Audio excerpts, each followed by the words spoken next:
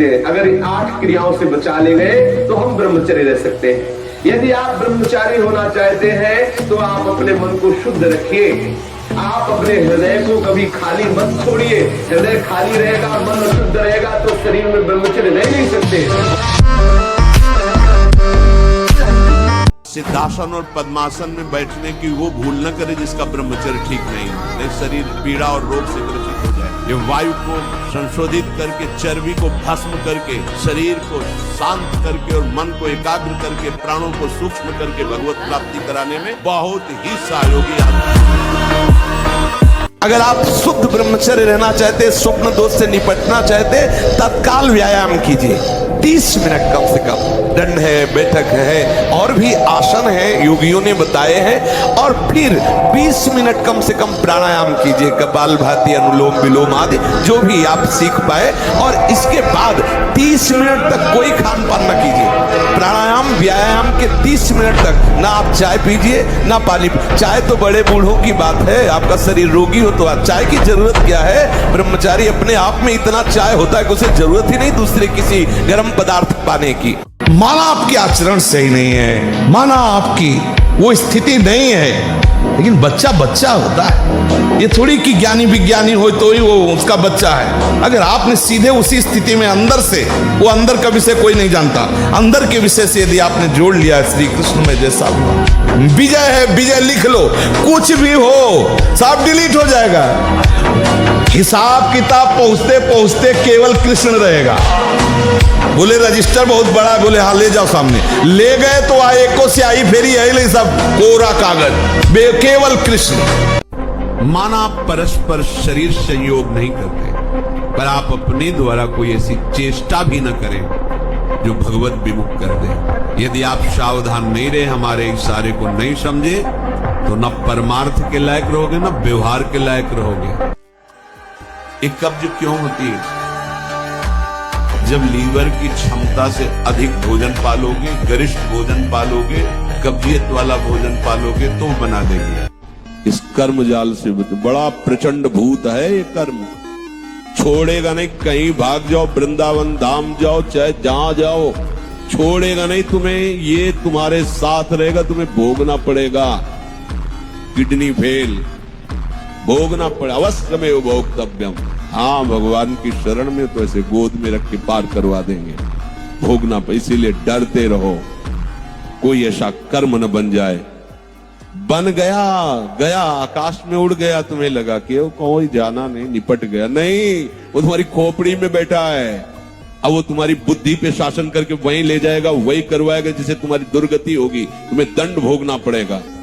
कर्म किसी का सहयोग नहीं लेता, वो खुद इतना बलवान होता है कि तुम्हें दंड देने के लिए उसे किसी सहयोग की जरूरत नहीं, वो सब सहयोगी तैयार कर लेगा। जिस समय वो दंड फलीभूत होने का, वो केवल इंतजार करता है समय का। जहां समय आया हिसाब किताब बराबर कर देगा। डरते रहो, आज्ञा के विपरीत कोई कर्म न बन जाए। मंत्र की चूक नहीं, बहुत जल्दी लाभ प्राप्त होता है, पर इसके लिए पूर्ण ब्रह्मचर्य की आवश्यकता है। जरा भी चूक नहीं, जैसा कह रहे वैसा प्राण सूक्ष्म होने लगेंगे, मन एकाग्र होने लगेगा, शरीर शांत होने लगेगा, चंचलता रहित। पर एक बार पसीना पसीना, एक बार भीषण कष्ट प्रतिदिन, जब तक शून्यावस्था नहीं आती शरीर की, तब तक। 12 वर्ष का बच्चा है, अब उसने गंदे आचरण शुरू कर दिए, पीने नाश करना शुरू कर दिया। अब वो जब 22 वर्ष का होगा उसकी हालत खराब। अच्छा, 25 वर्ष तक ब्रह्मचर्य रहा, फिर वो गृहस्थी में गया, तो कुछ उसका गृहस्थी नहीं बिगाड़ पाएगी। अब आप लाख कोशिश करेंगे तो आपको बार बार मन प्रेरित करके परास्त करने की कोशिश करेगा, आपको ऐसी स्थिति पैदा करेगा कि आप फिर उसी क्रिया पे आ जाए। पर एक बार हिम्मत करके आपको जलना होगा, तभी आप बलवान हो सकते हैं। बिल्कुल ठीक समझना।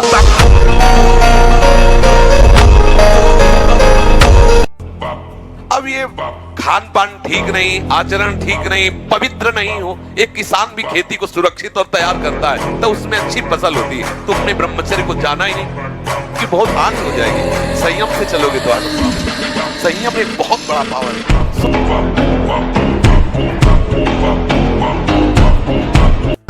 ऐसे वश में करना चाहो तो आज तक कुछ पैदा नहीं हुआ कि मन को अपने रोक ले। फिर इसके बाद आप शौच स्नान आदि क्रिया कीजिए। फिर पवित्र जब शरीर हुआ तो जैसे भजन आवश्यक है वैसे व्यायाम आवश्यक है, वैसे प्राणायाम आवश्यक है, वैसे आपको 2 किलोमीटर दौड़िए। कुछ शारीरिक ऐसा व्यायाम आपके शरीर को 1-2 किलोमीटर दौड़िए। आधा घंटा पद्मासन 30 मिनट कोई बहुत नहीं होता। बैठ करके आप प्राणायाम अनुलोम विलोम जो भी वो आजकल शिक्षाएं भी दी जाती है इसकी, आप कीजिए। तो प्रार्थना मान लीजिए ये खिलवाड़ नहीं है, पर स्त्री गमन सीधे दुर्गति है। जो कानून है वो कानून है, ये भगवत कानून है, वैदिक सिद्धांत है। और हमारा मन जब तक सिद्धांत से नहीं चलेगा तब तक भले कोई बाहर दंड दे ना दे, हमारा हृदय हमको दंड देगा, जलाएगा। ऐसी परिस्थिति पैदा होगी कि आप जलते रहोगे बिना किसी कारण के। प्रार्थना है ये मन के बहकावे में वो ऐसे लोगों का संग जो कि अरे मनोरंजन है, ये मनोरंजन नहीं, तुम्हारा सर्वनाश है। नेत्र का ब्रह्मचर्य, जो नेत्र किसी को भी देखकर भोग कामना कर लेते हैं, भोग बुद्धि से देखते हैं वस्तु को, व्यक्ति को, किसी को भी, ये नेत्र से व्यभिचार हो रहा है। आपको वो चीज नहीं देखनी, वो बात नहीं पढ़नी, वो दृश्य नहीं। श्रीमद् भागवत में वर्णन है, कोई पशु पक्षी भी मैथुन कर रहा हो, अचानक दृष्टि गई तो मानसिक प्रणाम करके दोबारा दृष्टि नहीं जानी चाहिए।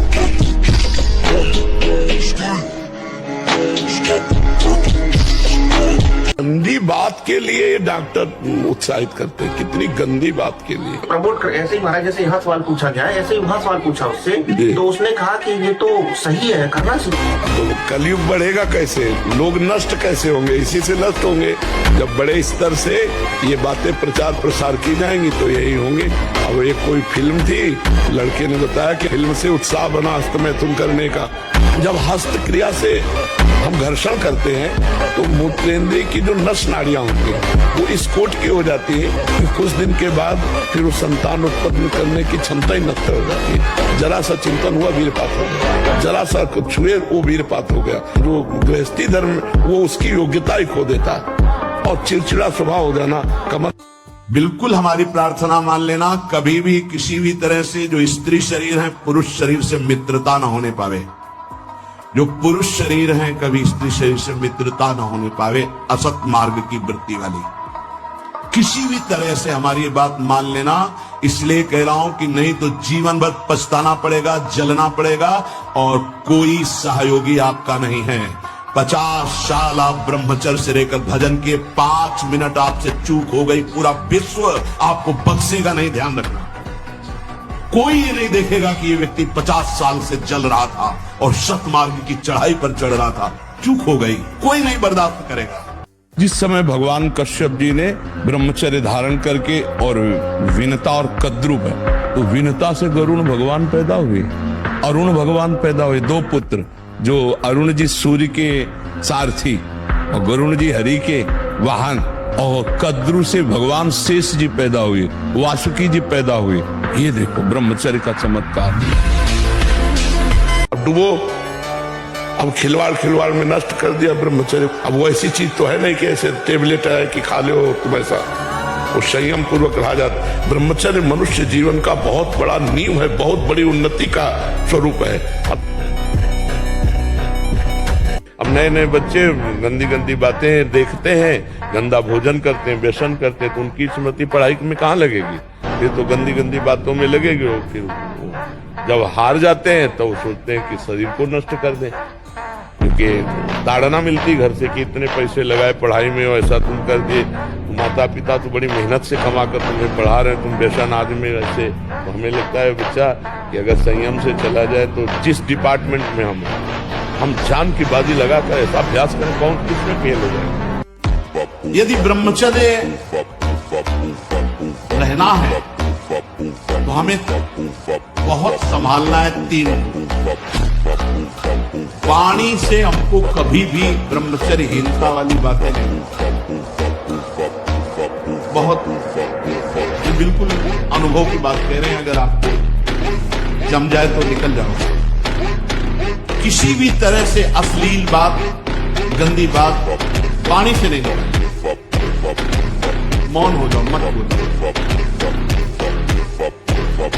बहुत चीजें ऐसी होती हैं जो अनुभव करके बोली जाती है। ब्रह्मचर्यहीन मतलब जीवन एक मृत जीवन है। ब्रह्मचर्य अमृत है। अगर आप ब्रह्मचर्य से चलें तो आप देख लीजिए स्वयं में आपके अंदर एक से एक उत्तम विचार, उत्तम सामर्थ्य। मेहनत में लग जाओ तो और जोश आएगा, क्योंकि ब्रह्मचारी हो ना, जिधर लगाओ।